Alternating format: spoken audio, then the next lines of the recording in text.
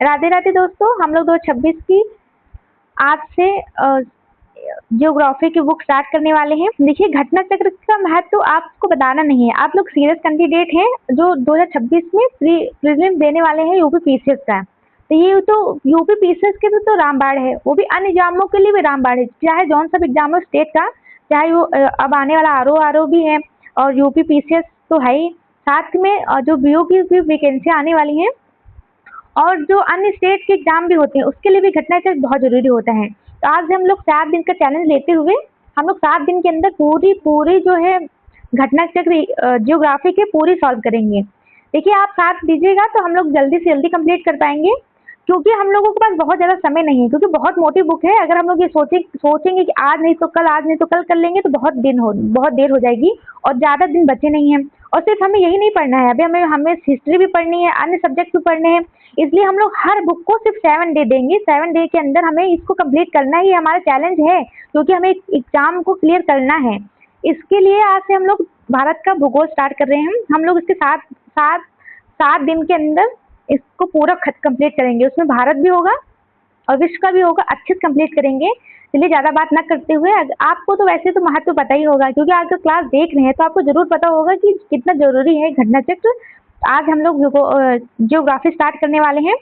आज से चाहे 4 वीडियो आए चाहे 5 वीडियो आए, लेकिन आपको पूरी देखनी है और 7 दिन के अंदर पूरी ये बुक को सॉल्व करना है। प्लीज़ आप सपोर्ट कीजिएगा, मैं भी जिससे मैं करवा पाऊँ। और जो भी अच्छा हो, बुरा हो, जो भी हो, जैसा भी हो, प्लीज़ आप कमेंट जरूर कीजिए, क्योंकि आप कमेंट नहीं करेंगे तो मुझे पता नहीं चलेगा कि मुझे सुधार क्या करना है। चलिए, बहुत बातें हो गई, हम लोग सीधा डायरेक्ट प्रश्न में चलते हैं। चलिए, प्रश्न पढ़ते हैं। भारत के संदर्भ में निम्नलिखित कथनों में से कौन सा सही है? सही देखते हैं। भारत विश्व का 6ठा सबसे बड़ा देश है। नहीं, भारत 7वां सबसे बड़ा देश है। संसार का लगभग 2.4% क्षेत्र भारत के अंतर्गत आता है। बिल्कुल ये सही है। कर्क रेखा देश के बीच से गुजरती है, जो अक्षांशीय विस्तार को 2 बराबर भागों में बांटती है। बिल्कुल ये सही है। भारत पूरी तरह उष्णकटिबंधीय क्षेत्र में है। नहीं, क्योंकि भारत का विस्तार 8 डिग्री से लेकर 37 डिग्री तक है। इसलिए उष्णकटिबंधीय सिर्फ 23.5 डिग्री के नीचे है। ऊपर शीतोष्णकटिबंधीय है। तो इधर तो उष्णकटिबंधीय है, लेकिन ऊपर शीतोष्णकटिबंधीय, इसलिए इसका दोनों होगा, उष्णकटिबंधीय और शीतोष्णकटिबंधीय। इसलिए ऑप्शन 4 गलत है। देखिए, मेरी ज्यादा ड्राइंग व्राइंग बनती नहीं है, मैं ज्यादा मैप बना नहीं पाती हूँ, थोड़ा इग्नोर करिएगा। आप लोग समझने के लिए समझ गए होंगे। तो हम लोग इसका आंसर क्या होगा? 2 और 3 होगा, इसलिए ऑप्शन सी सही होगा। इसका हम लोग को व्याख्या पढ़ने की जरूरत नहीं है। अगला प्रश्न देखते हैं। निम्नलिखित कथनों में से कौन सा भारत के बारे में सही है? तो सही देखना है। भारत विश्व का 5वां बड़ा देश है। नहीं, 7वां है। ये पहला तो ऑप्शन गलत है। यह स्थलमंडल के कुल क्षेत्रफल का लगभग 2.4% भाग अधिकृत किया हुआ है। बिल्कुल ये सही है। समूचा भारत उष्णकटिबंधीय में नहीं, अभी हम लोगों ने देखा था, इसका आधा भाग शीतोष्णकटिबंधीय भी है। 82 डिग्री 30 मिनट पूर्वी देशांतर का उपयोग भारतीय मानक रेखा मानक समय की निर्धारित करता है। बिल्कुल ये 5 राज्यों से गुजरता है, ये बिल्कुल सही है। हमारे उत्तर प्रदेश से भी गुजरता है ना। ये ऑप्शन सही होगा डी, 2 और 4। हमें इसको पढ़ने की जरूरत नहीं है, इतना तो सबको पता होता है। अगला प्रश्न देखते हैं। क्षेत्रफल की दृष्टि से भारत विश्व का 7वां सबसे बड़ा देश है। ये भी दूसरा प्रश्न वही है। भारतवर्ष आकार में 7वां सबसे बड़ा देश है। अगला प्रश्न देखते हैं। भारत का क्षेत्रफल संसार के क्षेत्रफल के 2.4% है, परंतु इसकी जनसंख्या लगभग 7% है, वो भी जनगणना 2011 के अनुसार। वर्तमान में तो कुछ आंकड़ों के अनुसार भारत की जनगणना भारत की जो पॉपुलेशन है पहले स्थान पर हो गई है, लेकिन 2011 की जनगणना पर ये दूसरे स्थान पर थी। भारतवर्ष में लगभग कितने गांव हैं? तो लगभग 6,40,932 गांव, इसलिए डी ऑप्शन होगा, क्योंकि ऑप्शन में नहीं है। अगला प्रश्न देखते हैं। निम्नलिखित जोड़ियों में से कौन सी जोड़ी सही नहीं है? तो देखते हैं, हम लोग एक ऑप्शन देखते हैं। भारत का कुल क्षेत्रफल 2.28 मिलियन वर्ग किलोमीटर में है। बिल्कुल ये सही है। भारत का अक्षांशीय विस्तार 8 डिग्री 4 मिनट उत्तर से लेके 37 डिग्री 6 मिनट उत्तर में है। बिल्कुल। भारत का रेखीय विस्तार 8 डिग्री 7 मिनट पूर्व से लेके 97 डिग्री 25 मिनट पूर्व है। ये भी सही है। भारत में राज्यों की संख्या 28 है और केंद्र शासित प्रदेश 8 है, इसलिए डी ऑप्शन सही होगा। अगला प्रश्न देखते हैं। भारत के लिए निम्नलिखित तथ्यों में से कौन सा असत्य है? असत्य देखना है। भारत विश्व का सातवां सबसे बड़ा राष्ट्र है। बिल्कुल, भारत की जनसंख्या विश्व की दृष्टि से दूसरा राष्ट्र है। भारत की जनसंख्या जो है दूसरी 2011 की जनगणना के अनुसार, इसलिए इसको सही माना जा सकता है। इसकी भूमि सीमा का विस्तार लगभग 15,200 किलोमीटर है। बिल्कुल, ये भी सही है। सर्वप्रथम सूर्योदय इसके मिजोरम राज्य में होता नहीं, मिजोरम में नहीं होता, सबसे पहले अरुणाचल प्रदेश में होता है, क्योंकि सबसे लास्ट में अरुणाचल प्रदेश है, तो सबसे पहले यहीं पे होता है। अगला प्रश्न देखते हैं। आप चाहे तो इसकी व्याख्या पढ़ सकते हैं, लेकिन पढ़ने की जरूरत है नहीं। अगला प्रश्न देखते हैं। अब दूसरा टॉपिक अक्षांशीय विस्तार है। चलिए हम लोग सीधा इसको देखते हैं। देखिए, ये है अपनी पृथ्वी के बीच से हम लोगों ने एक अक्षांशीय रेखा जो है काल्पनिक रेखा है, जो पृथ्वी के बीचों बीच से गुजारी गई है। जो बीचों बीच से है, इसको 0 डिग्री अक्षांशीय रेखा बोलते हैं। इसको भूमध्य रेखा और विषुवत रेखा दोनों बोलते हैं। ऊपर में उत्तरी गोलार्ध, नीचे में दक्षिण गोलार्ध। उत्तरी गोलार्ध, हम लोग उत्तरी गोलार्ध में, इसलिए हम लोग अक्षांशीय विस्तार 8 डिग्री 4 मिनट से लेके 37 डिग्री और कितना था, 37 डिग्री, सॉरी वो कभी कभी ना डाटा स्किप होता है, 37 डिग्री 6 मिनट था। ये हम लोग अब सीधा प्रश्न ही देखते हैं। भारत विस्तृत है, देखिए प्रश्न भी आ गया है। भारत विस्तृत है 8 डिग्री 4 मिनट से लेके उत्तर में 37 डिग्री 6 मिनट। अब हम लोग ने देखा, अगला प्रश्न देखते हैं। निम्नलिखित में से भारत की मुख्य भूमि का सही अक्षांशीय विस्तार है। मुख्य भूमि का पूछिए, 8 डिग्री 4 मिनट उत्तर से लेके 37 डिग्री 6 मिनट उत्तर। अगला प्रश्न देखते हैं। सिक्किम से गुजरने वाला अक्षांश निम्नलिखित में से किस राज्य से गुजरेगा? देखिए, सिक्किम से होने वाला अक्षांश राजस्थान से होकर गुजरेगा, क्योंकि ये देखिए यहाँ पे राजस्थान है और सिक्किम भी हमारा ये इधर है, ऐसे होकर गुजरेगा ना, तो यहाँ पे राजस्थान है। देखिए थोड़ा सा मैप समझ जाइए, इधर राजस्थान है उधर सिक्किम, इसलिए अगर जो भी अक्षांश सिक्किम से गुजरेगा तो राजस्थान से भी गुजरेगा। अगला प्रश्न देखते हैं। सिक्किम से जिस जिले से 70 डिग्री पूर्वी देशांतर रेखा गुजरती है वह है, ये ज्यादा इसका लोड लेने की जरूरत नहीं है, क्योंकि राजस्थान का है। राजस्थान में ऐसे प्रश्न पूछे जाते हैं, तो ये है जैसलमेर। अगला प्रश्न देखते हैं। आपका भारत एवं कर्क रेखा से प्रश्न है। देखिए, ये रहा अपना प्यारा भारत, ये रहा अपना प्यारा भारत, और हमारे भारत को कर्क रेखा 2 भाग में बांटती है, 2 भाग में बांटती है। इसमें से 8 राज्य हैं जिससे रेखा गुजरती है। कौन कौन सा? गुजरात, देखिए याद कर लेते हैं क्योंकि ये प्रश्न पूछे जाते हैं। गुजरात से मध्य प्रदेश से छत्तीसगढ़, झारखंड, और ये रहा पश्चिम बंगाल और मेघालय, ये यहाँ से, और ये है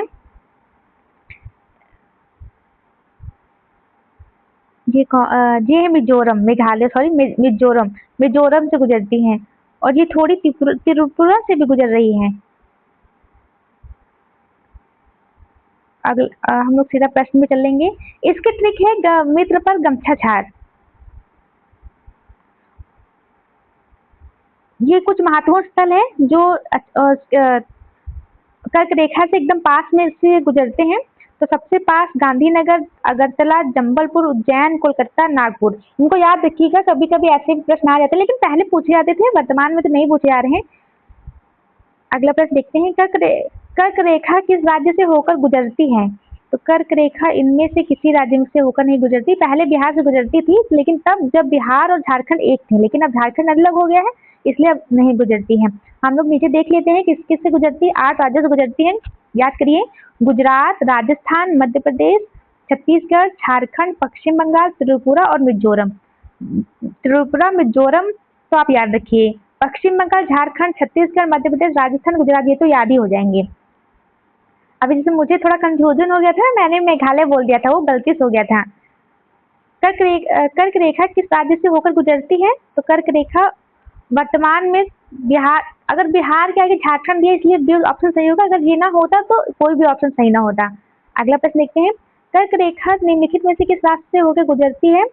गुजरात से होकर गुजरती है, उत्तर प्रदेश से नहीं गुजरती है, झारखंड और छत्तीसगढ़ से भी गुजरती है। 1 2 4, 1 2 4 कहाँ पर है? पहला ऑप्शन है, इसलिए पहला ऑप्शन सही होगा। अगला प्रश्न देखते हैं। कर्क रेखा गुजरती है तो मिजोरम से गुजरती है, मध्य प्रदेश से भी गुजरती है, त्रिपुरा से भी गुजरती है, इसलिए इनमें से सभी होगा। अगला प्रश्न देखते हैं। कितने भारतीय प्रदेशों से होकर कर्क रेखा गुजरती है? तो वो है 8। देखिए एक ट्रिक याद रखिएगा, मित्र पर गमछा झाड़, इसमें सारे राज्य आ जाएंगे। भारत का एक राज्य जिससे होकर कर्क रेखा गुजरती है तो वो है, देखिए यहाँ पर झारखंड है ना, इसमें हाँ झारखंड, बाकी इन तीनों से नहीं गुजरती है। अगला प्रश्न देखते हैं। देखिए जल्दी जल्दी प्रश्न करते हैं। निम्नलिखित में से किस राज्य से कर्क रेखा नहीं गुजरती है? नहीं गुजरती है, त्रिपुरा से तो गुजरती है बिल्कुल, छत्तीसगढ़ से भी, मिजोरम से भी, लेकिन मणिपुर से नहीं गुजरती क्योंकि मणिपुर मिजोरम के ऊपर है। अगला प्रश्न देखते हैं। निम्नलिखित नगरों में से कौन कर्क रेखा से निकटतम दूरी पर स्थित है? निकटतम दूरी पर स्थित है, सबसे पास है गांधीनगर। गांधीनगर सबसे पास है। देखिए 1999 में पूछा गया था, फिर 2002 में, फिर 2010 में।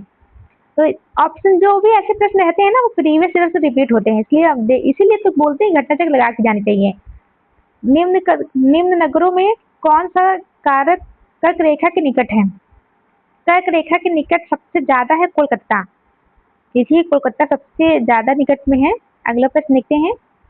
आप चाहे तो इसको याद भी कर सकते हैं, लेकिन जो प्रश्न दिए हुए हैं उनको तो हमको देख के जाना है, क्योंकि आप तो जानते ही हैं कि रिपीट होते हैं। अगला प्रश्न देखते हैं।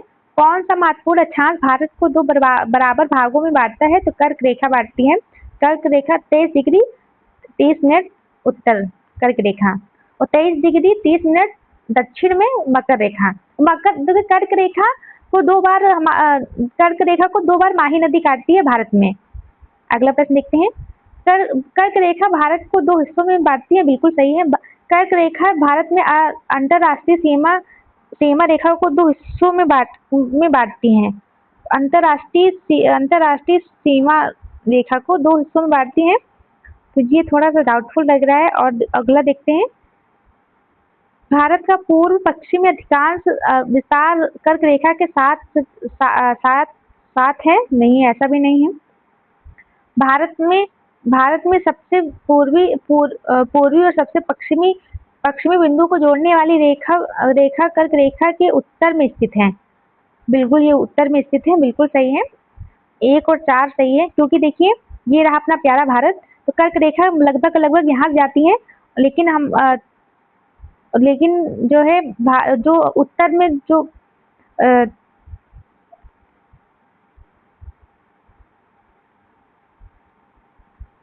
लेकिन जो ये सबसे पूर्वी और सबसे पश्चिमी जो रेखा है जो भारत को 2 बराबर हिस्सों में काटती है, तो वो उसका विस्तार यहाँ है, क्योंकि वो किबुथु थोड़ा सा रिमेम्बर नहीं है, हम लोग इसको पढ़ लेते हैं, इससे समझ में आएगा।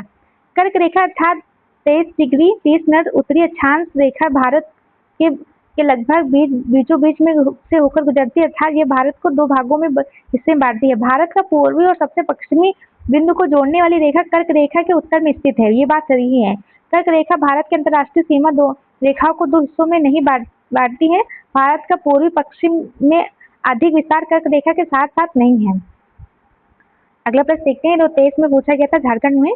निम्नलिखित में से कौन सा भारतीय राज्य कर्क रेखा के उत्तर में स्थित है? उत्तर में स्थित है मणिपुर, क्योंकि मणिपुर मिजोरम के ऊपर है, तो मिजोरम से तो कर्क रेखा होकर गुजरती है।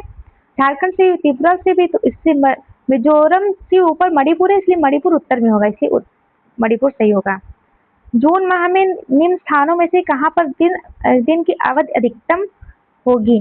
जून माह में सबसे ज्यादा दिन दिल्ली में होगा, सबसे ज्यादा। लेकिन इसकी व्याख्या पढ़ लेते हैं।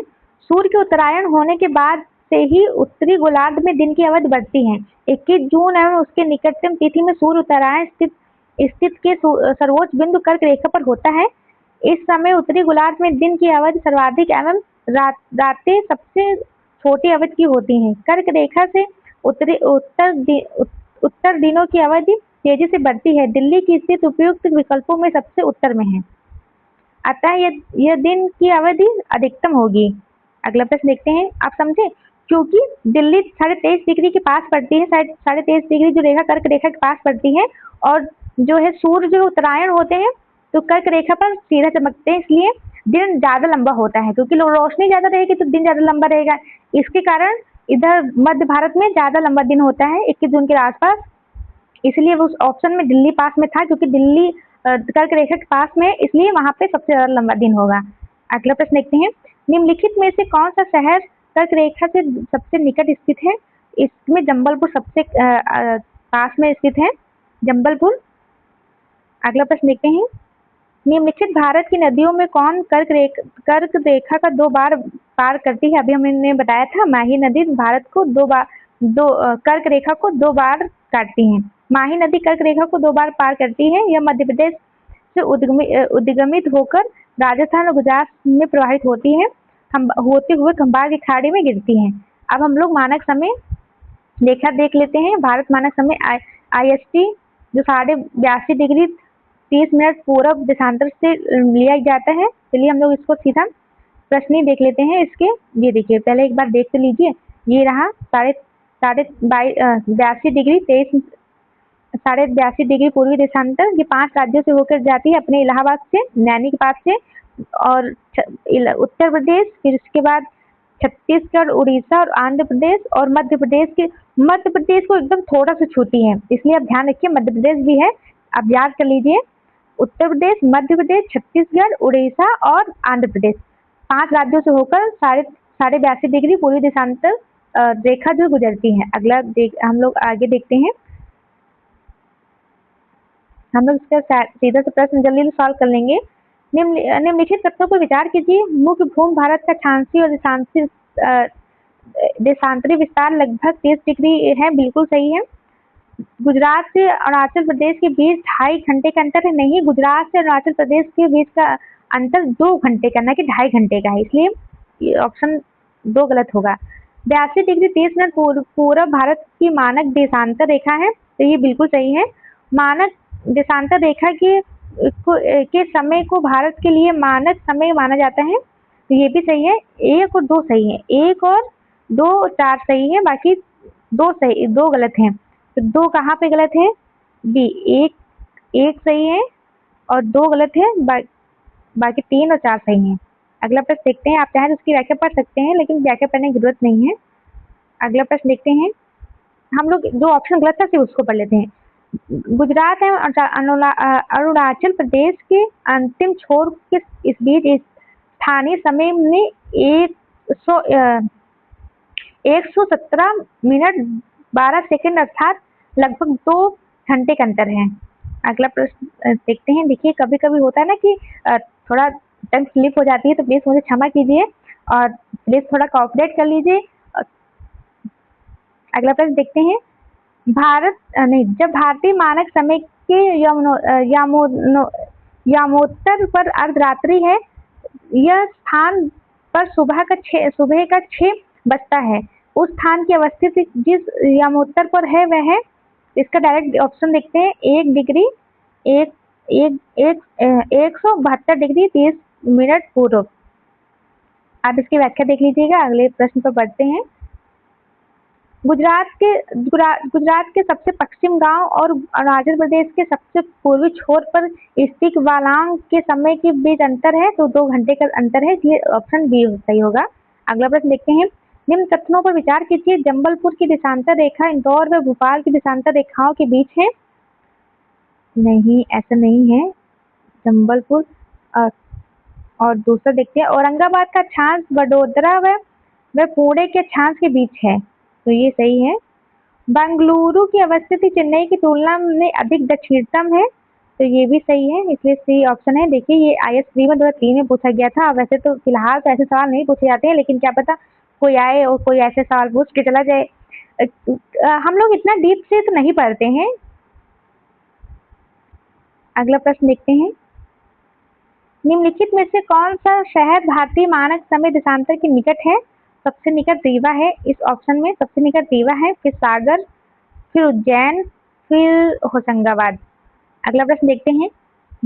यदि भारतीय मानक समय के अनुसार पूर्वाह्न को 10 बजा है, तो 92 डिग्री पूर्व देशांतर पर शिलांग का स्थानीय समय क्या होगा? शिलांग का स्थानीय समय होगा 10:38 पूर्वाह्न। बी होगा ऑप्शन। अगला प्रश्न देखते हैं। पहले ये सब प्रश्न बहुत पूछे जाते थे, लेकिन अब प्रश्न अलग हो गए हैं। यदि भारतीय मानक समय यमुनोत्तर पर मध्यवाहन है तो 120 डिग्री पूर्व देशांतर पर स्थानीय समय क्या होगा? तो स्थानीय समय होगा 14:30। अगला प्रश्न देखते हैं। 14 मतलब 2:30। आप चाहें तो इसकी व्याख्या पढ़ सकते हैं। भारतीय मानक समय की यमुनोत्तर नहीं गुजरती है, तो ये नहीं गुजरती है। अभी हम लोगों ने देखा था यमुनोत्तर मतलब दक्षिण रेखा से ही है। इसका मतलब मध्य प्रदेश से नहीं गुजरती, बल्कि आंध्र प्रदेश, छत्तीसगढ़, उत्तर प्रदेश, और हम लोगों ने देखा था मध्य प्रदेश और छत्तीसगढ़, मध्य प्रदेश, उड़ीसा। हाँ, उड़ीसा से गुजरती है, 5 राज्यों से गुजरती है। भारतीय मानक समय की देशांतर रेखा 82.5 डिग्री किस नगर से होकर गुजरती है? अब नगर भी देखना है। देखिए यहाँ पे इलाहाबाद से गुजरती है, बाकी दिल्ली से नहीं गुजरती है। नागपुर, पटना बिहार में है, तो पता नहीं, क्या पता ये भी गुजरती हो, देख लेते हैं। प्लस भारतीय मानक समय रेखा देशांतर रेखा 82.5 डिग्री पूर्वी मिर्जापुर इलाहाबाद के निकट से होकर गुजरती है। निकटतम बिंदु बिल्कुल सही, इलाहाबाद से ही गुजरती है। इसमें इसलिए ऑप्शन में स्टार दिया हो क्योंकि इलाहाबाद का नाम बदल के प्रयागराज हो गया, इसलिए ऐसा दिया हुआ है। निम्नलिखित देशांतरों में से कौन सा भारत की प्रमाणिक मध्यवाहन रेखा कहलाती है? तो 82.5 डिग्री 30 मिनट पूर्व। अगला प्रश्न देखते हैं। भारतीय मानक समय निम्नलिखित स्थानों में से किसके समीप से लिया जाता है? तो ये लिया जाता है सबसे समीप से इलाहाबाद नैनी से। इलाहाबाद को प्रयागराज कहते हैं, इसलिए इसमें स्टार दिया हुआ है। भारत मानक समय एवं ग्रीनविच मध्य समय में अंतर पाया जाता है, तो 5.5 डिग्री। अगला प्रश्न देखते हैं। 5.5 घंटे। यदि अरुणाचल प्रदेश में तिरप में सूर्योदय 5 बजे प्रातः होता है, तो गुजरात में कांडला में सूर्योदय किस समय होगा? तो इधर 5 बजे ही, तो 2 घंटे बाद में होगा, तो यहाँ पे होगा 7 बजे, इसलिए 7 आंसर आएगा। अगला प्रश्न देखते हैं। निम्नलिखित में से कौन सा भारत शहर दिल्ली के सबसे समीप के देशांतर पर स्थित है? तो ये है बेंगलुरु। बेंगलुरु सबसे करीब के देशांतर में स्थित है। देशांतर रेखाएं समझ तो रहे हैं ना, देशांतर ऐसे खड़ी हुई रेखाएं, तो दिल्ली यहाँ पर है तो फिर बेंगलुरु भी यहाँ पे है, इस तरह। और अक्षांश रेखाएं ऐसे लेती हुई, देशांतर मतलब खड़ी हुई रेखाएं। अगला प्रश्न देखते हैं। अब दूसरा टॉपिक स्टार्ट हो गया है। दूरस्थ बिंदु जल्दी जल्दी देखते हैं, इससे जो भी वो क्वेश्चन आए हुए होंगे। देखिए सबसे उत्तरी जो है बिंदु, भारत का सबसे उत्तरी बिंदु कौन सा है? इंदिरा कोल। कहाँ पर है? सियाचिन, लद्दाख में। और पश्चिमी बिंदु, ये रहा पश्चिमी बिंदु, ये है पश्चिम में गोहार माता गुजरात में, इसे इसको पश्चिमी बिंदु बोलते हैं। और ये रहा पूर्वी बिंदु, ये है अरुणाचल प्रदेश में, डांग गांव अरुणाचल प्रदेश में है, जिसको किब्यूथु टाउन है वहाँ पे। और सबसे मुख्य बिंदु का सबसे दक्षिणतम बिंदु कन्याकुमारी। और अगर सारे भाग को मिला दिया जाए तो सबसे दक्षिणतम बिंदु इंदिरा पॉइंट ग्रेट निकोबार में स्थित है। अगला अगर आपसे ऑप्शन में मुख्य भूमि दिए तो कन्याकुमारी ऑप्शन लगाइएगा। अगर मुख्य भूमि ना हो और उसमें इंदिरा पॉइंट भी हो तो आप सबसे दक्षिणतम इंदिरा पॉइंट को लगाइएगा, जो ग्रेट निकोबार में स्थित है। अगला प्रश्न देखते हैं। प्रश्न सीधा देखते हैं। अब भारत का सुदूर दक्षिण बिंदु है, तो भारत का सुदूर दक्षिण बिंदु है इंदिरा पॉइंट। देखिए वही प्रश्न आ गया ना, सिर्फ कन्याकुमारी भी दिया हुआ है, लेकिन यहाँ पे सुदूर दक्षिण बिंदु क्या होगा? इंदिरा पॉइंट। अगला प्रश्न देखते हैं। भारत का दक्षिणतम बिंदु कहाँ है? तो दक्षिणतम बिंदु अभी हम लोगों ने देखा था ग्रेट निकोबार में है, तो बड़ा निकोबार। अगला प्रश्न देखते हैं। भारत का सुदूर दक्षिण में इंदिरा पॉइंट निम्नलिखित में से कहाँ स्थित है? इंदिरा पॉइंट ग्रेट निकोबार में है। अगला प्रश्न देखते हैं। भारत के राज्यों का निम्नलिखित में से कौन सा एक युग्म सबसे पूर्वी और सबसे पश्चिम राज्य को इंगित करता है? सबसे पूर्वी राज्य अरुणाचल प्रदेश और सबसे पूर्वी राज्य अरुणाचल प्रदेश, सबसे पश्चिमी राज्य गुजरात। अगला प्रश्न देखते हैं। भारत का सुदूर पश्चिम का बिंदु है, तो सुदूर पश्चिम का बिंदु है 68 डिग्री 7 मिनट पश्चिम गुजरात। 68 डिग्री 7 मिनट पश्चिम गुजरात। अगला प्रश्न देखते हैं। देखिए यहाँ पे दो ऑप्शन थे, अगर आप लोगों को पूर्व पश्चिम नहीं समझ में आता तो आप लोग ध्यान नहीं देते तो दोनों में से कोई भी लगा सकते थे, इसलिए हमेशा ऑप्शन को ध्यान से पढ़िए और ध्यान से उत्तर दीजिएगा। निम्नलिखित प्रमुख भारतीय नगरों में से कौन सा एक सबसे अधिक पूरब की ओर अवस्थित है? सबसे अधिक पूरब की ओर अवस्थित है लखनऊ, क्योंकि अपना लखनऊ, अपना उत्तर प्रदेश इधर है ना, तो लखनऊ सबसे पूरब में स्थित है। बाकी बेंगलुरु तो नीचे दक्षिण में है, भोपाल तो मध्य में है, हैदराबाद भी इधर दक्षिण में है थोड़ा। अगला प्रश्न देखते हैं, भारत का वह कौन सा स्थान है जहाँ भारत, बंगाल की खाड़ी, अरब सागर तथा हिंद महासागर मिलते हैं? तो वे है कन्याकुमारी। अगला प्रश्न देखते हैं, आप सीमावर्ती देश देख लेते हैं अपने भारत के सीमावर्ती देश। तो चलिए पहले मैप देख लेते हैं। तो सबसे ज्यादा ये छोटी सी जो रेखा देख रहे हैं ना ऊपर, ये अफगानिस्तान से मिली हुई है, और ये है पाकिस्तान, अपना प्यारा पाकिस्तान। बताइए पाकिस्तान ये है, और पहले तो अपना ही हिस्सा था। अब ये है प्यारा चीन, ये है भूटान, ये है नेपाल, और ये है बांग्लादेश, और यहाँ पे म्यांमार। सॉरी, थोड़ा अगर कुछ भी बोलने में गलती हो गई हो तो प्लीज। अगला हम लोग सीधा प्रश्न में चलते हैं। प्रश्न में देखेंगे कि प्रश्न, देखिए जब हम लोग प्रश्न सॉल्व करते हैं ना तो हमें सबसे ज्यादा समझ में आता है। ये बांग्लादेश से कौन कौन से देश लगते हैं, पहले हम लोग देखिए। सबसे पहले ये देखिए, सबसे ज्यादा हमारा बाउंड्री सबसे ज्यादा हम लोग शेयर किससे करते हैं? सबसे ज्यादा हम लोग करते हैं बांग्लादेश से, लगभग 4000। चीन से लगभग 4500, लगभग में याद रखिएगा 4500 नहीं 3500, लगभग 3500। पाकिस्तान से 33, और नेपाल से 1700, और सबसे कम हम लोग शेयर करते हैं 109 अफगानिस्तान से। उसके बाद नेपाल के बाद म्यांमार, और म्यांमार के बाद भूटान।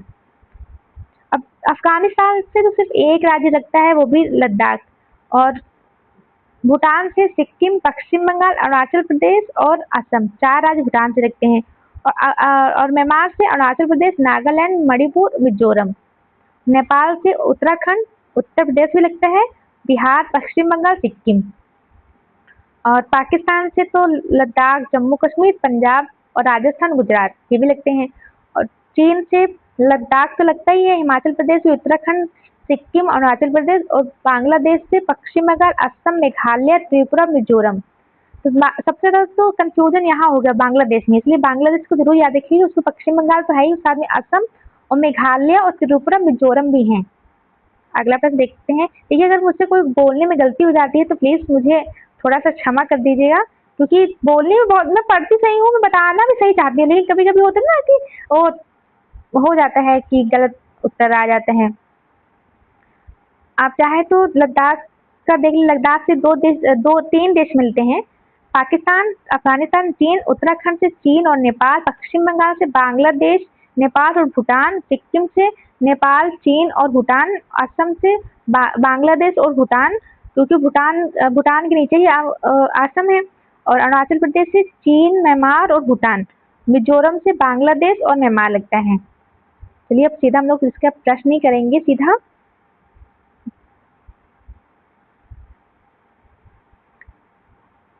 निम्नलिखित कथनों पर विचार कीजिए। असम भूटान तथा बांग्लादेश की सीमा से लगता है। असम जो है भूटान तथा बांग्लादेश की सीमा से लगा हुआ है, बिल्कुल ये लगा हुआ है, क्योंकि ऊपर भूटान, नीचे बांग्लादेश है बगल में। पश्चिम बंगाल भूटान तथा नेपाल की सीमा से लगा हुआ है, बिल्कुल पश्चिम बंगाल भी लगा हुआ है। आपको ऐसा लगेगा कि पश्चिम बंगाल नेपाल से नहीं लगा हुआ है, लेकिन नेपाल से भी लगा हुआ है और भूटान से भी। ये भी ऑप्शन बिल्कुल सही है, इसमें कंफ्यूजन हो सकती है, इसलिए इसको याद रखिए। मिजोरम बांग्लादेश तथा म्यांमार की सीमा से लगा हुआ है, तो मिजोरम भी बांग्लादेश और म्यांमार की सीमा से लगा हुआ है, ये भी सही है, क्योंकि मिजोरम सबसे नीचे, उधर बांग्लादेश भी है, उधर म्यांमार भी है। ये देखिए हम लोग यहाँ पे देख लेते हैं। देखिए ये रहा बांग्लादेश, ये रहा पश्चिम बंगाल, यहाँ से होते हुए ऊपर नेपाल को, ये देखिए यहाँ से छूते हुए ये रहा, ये यहाँ नेपाल से भी लग रहा है, और भूटान से भी लग रहा है, नेपाल से भी, और बांग्लादेश से भी लग रहा है। और ये रहा असम ऐसे, असम देखिए पश्चिम बंगाल से भी लग रहा है, ऊपर भूटान से भी लग रहा है। और ये देखिए मिजोरम जो पश्चिम बंगाल का है, साथ में म्यांमार भी है। अगला प्रश्न देखते हैं। निम्नलिखित में से कौन सा राज्य बांग्लादेश और म्यांमार के साथ सीमा साझा करता है? तो बांग्लादेश म्यांमार के साथ मिजोरम सीधा साझा करता है। तो देखिए मिजोरम ऑप्शन में है कि नहीं, बिल्कुल मिजोरम है, इसलिए सी ऑप्शन सही होगा। अगला प्रश्न देखते हैं, निम्न में किस राज्य की सीमा बांग्लादेश से नहीं मिलती है? बांग्लादेश से नहीं मिलती है। देखिए बांग्लादेश से मिजोरम की तो मिलती है और त्रिपुरा की भी मिलती है, लेकिन मणिपुर की नहीं मिलती क्योंकि मणिपुर मिजोरम के उत्तर में है। और मेघालय की मिलती है क्योंकि मेघालय असम के, जैसे ये असम है ये मेघालय है, तो मेघालय की तो डायरेक्ट बाउंड्री पश्चिम बंगाल बांग्लादेश से मिलती है। अगला प्रश्न देखते हैं, निम्नलिखित राज्यों में कौन सा राज्य बांग्लादेश से अपनी सीमा नहीं बनाता है? बांग्लादेश से सीमा नहीं बनाता है। मिजोरम नागालैंड नहीं बनाएगा, बाकी मिजोरम मेघालय असम तो बनाते ही हैं। अगला प्रश्न देखते हैं, बांग्लादेश की सीमा से लगे भारत के देश। देखिए पश्चिम बंगाल बिल्कुल है, नागालैंड बिल्कुल नहीं, इसलिए काट देते हैं। नागालैंड बिल्कुल नहीं, काट देते हैं। इसमें पश्चिम बंगाल, इसमें इसमें नागालैंड है, इसलिए सी ऑप्शन सही होगा। मेघालय असम पश्चिम बंगाल त्रिपुरा। अगला प्रश्न देखते हैं, निम्नलिखित में से किस भारतीय राज्य की सीमा भूटान राष्ट्र के साथ नहीं लगती? भूटान से तो अरुणाचल प्रदेश भी लगता है, सिक्किम भी लगता है, लेकिन मेघालय नहीं लगता। मेघालय क्योंकि यहाँ नीचे है, और पश्चिम बंगाल तो लगते ही है। अगला प्रश्न देखते हैं, निम्नलिखित में से कौन सा भारतीय राज्य भूटान के साथ सीमा नहीं बांटता? भूटान के साथ नहीं बांटता, तो बिहार नहीं बांटता, बाकी असम सिक्किम और अरुणाचल प्रदेश तो बांटते ही हैं। अगला प्रश्न देखते हैं, ये प्रश्न आईएएस में पूछा गया था, बहुत पुराना था, विवाद में था, इसलिए पूछा गया था, इसको छोड़ देते हैं। अगला प्रश्न देखते हैं, कौन से भारतीय राज्य की अधिकतम सीमा म्यांमार से स्पर्श करती है? अधिकतम सीमा करती है अरुणाचल प्रदेश से। सबसे ज्यादा म्यांमार से सीमा अरुणाचल प्रदेश की लगती है। अगला प्रश्न देखते हैं, फिर उसके बाद नागालैंड, फिर मणिपुर। म्यांमार के साथ भारत की किन राज्यों की सीमा लगती है? ठीक है, अरुणाचल प्रदेश तो है ही, नागालैंड भी है, मणिपुर भी, मिजोरम भी, इसलिए ऑप्शन बी सही होना चाहिए। क्योंकि ना मामी, ये तीनों ही तो नीचे ही है, अरुणाचल प्रदेश ऊपर, इसलिए जो ये चारों ही स्टेट हैं इसकी सीमा रखती है, बी ऑप्शन सही होगा। अगला प्रश्न देखते हैं, निम्नलिखित में से भारत, देखिए मैं बता देती हूँ, ये रहा अरुणाचल छोटा, ये रहा अपना भारत का ये पूर्वोत्तर राज्य। यहाँ पर तो मेघालय है, नहीं यहाँ पर तो यहाँ पर आंध्र प्रदेश, अरुणाचल प्रदेश, यहाँ पर नागालैंड, यहाँ पर है मणिपुर, फिर यहाँ पर है मिजोरम। मिजोरम ही है ना, क्योंकि थोड़ा कंफ्यूज हो, यहाँ मिजोरम ही है। अगला प्रश्न देखते हैं, निम्नलिखित में से भारत के किस राज्य की सीमा या म्यांमार से उभयनिष्ठ नहीं है? मतलब म्यांमार से नहीं लगती। असम की नहीं लगती क्योंकि असम बीच में है।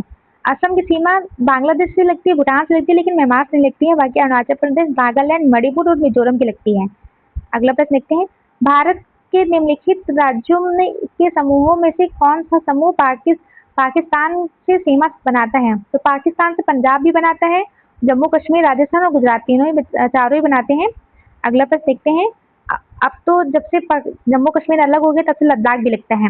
नेपाल के पड़ोसी भारतीय राज्य का युग में है, तो नेपाल से नेपाल से उत्तर प्रदेश, बिहार, सिक्किम और बिहार लगता है, इसलिए ऑप्शन सही होगा। अगला प्रश्न देखते हैं, निम्नलिखित में से किस देश की भारत के साथ सबसे लंबी स्थलीय सीमा है? तो सबसे लंबी स्थलीय सीमा बांग्लादेश से है। अभी देखते हैं इसमें कितने प्रश्न हैं। आज के लिए हम लोग इतना ही रखते हैं, अगली क्लास में, अभी थोड़ी ही देर में अगली क्लास में आगे प्रश्न कर लेंगे, क्योंकि वीडियो बहुत लंबा हो जाएगा तो फिर ये अपलोड नहीं होगा। तो थैंक यू फॉर वॉचिंग, अगली क्लास में फिर मिलते हैं।